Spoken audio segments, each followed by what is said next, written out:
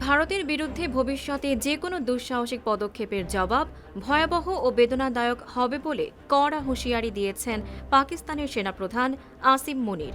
ভারত পাকিস্তান সংঘাতের ১ বছর পূর্তি উপলক্ষে আয়োজিত অনুষ্ঠানে তিনি দাবি করেন, পাকিস্তানের বিরুদ্ধে আগ্রাসনের চেষ্টা হলে তার প্রতিক্রিয়া সীমিত থাকবে না। রোববার ১০ মে রাওয়ালপিন্ডির জেনারেল হেডকোয়ার্টার্সে আয়োজিত অনুষ্ঠানে বক্তব্য দিতে গিয়ে আসিম মুনির বলেন, পাকিস্তান অতীতের মতো ভবিষ্যতেও নিজেদের সার্বভৌমত্ব রক্ষায় কঠোর জবাব দিতে প্রস্তুত। তার ভাষায়, যে কোনো আগ্রাসনের প্রতিক্রিয়া হবে বিস্তৃত, বিপজ্জনক ও বেদনাদায়ক। গত বছরের সংঘাতকে পাকিস্তান সরকার মার্কাই হক বা সত্যের যুদ্ধ হিসেবে উল্লেখ করেছে।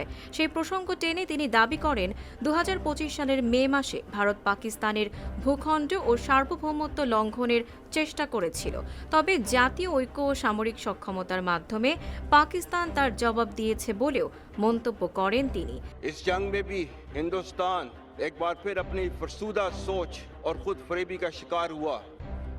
कौम की उमंगों के ऐन मुताबिक इस बार जवाब मार्का हक ऑपरेशन बुनियान मरसूस की सूरत में दिया गया, जिसका मकसद दुश्मन की उस रविश को हमेशा के लिए बेनकाब और नाकाम करना था, जिसके तहत वो अपनी दाखिली नाकामियों से तवज्जो हटाने के लिए हर खुद करदा वाक़े का इल्ज़ाम वतन अजीज़ पाकिस्तान पर लगाकर जंगी हैजान पैदा करता रहा है।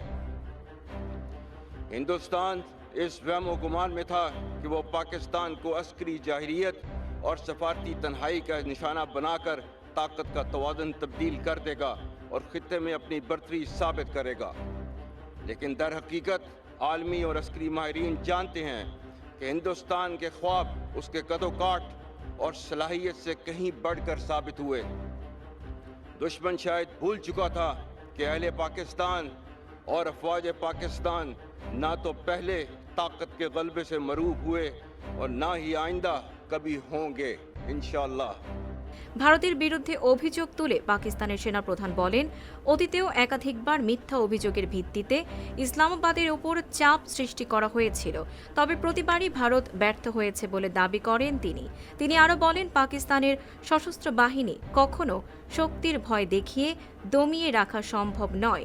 দেশের নিরাপত্তা ও আঞ্চলিক স্থিতিশীলতা রক্ষায় সেনাবাহিনী সবসময় প্রস্তুত রয়েছে বলেও মন্তব্য করেন আসিম মুনির। অনুষ্ঠানে সংঘাতে নিহত সামরিক সদস্য ও বেসামরিক নাগরিকদের প্রতিও শ্রদ্ধা জানান পাকিস্তানের সেনাপ্রধান। Tanjiba Nowrin, face the people.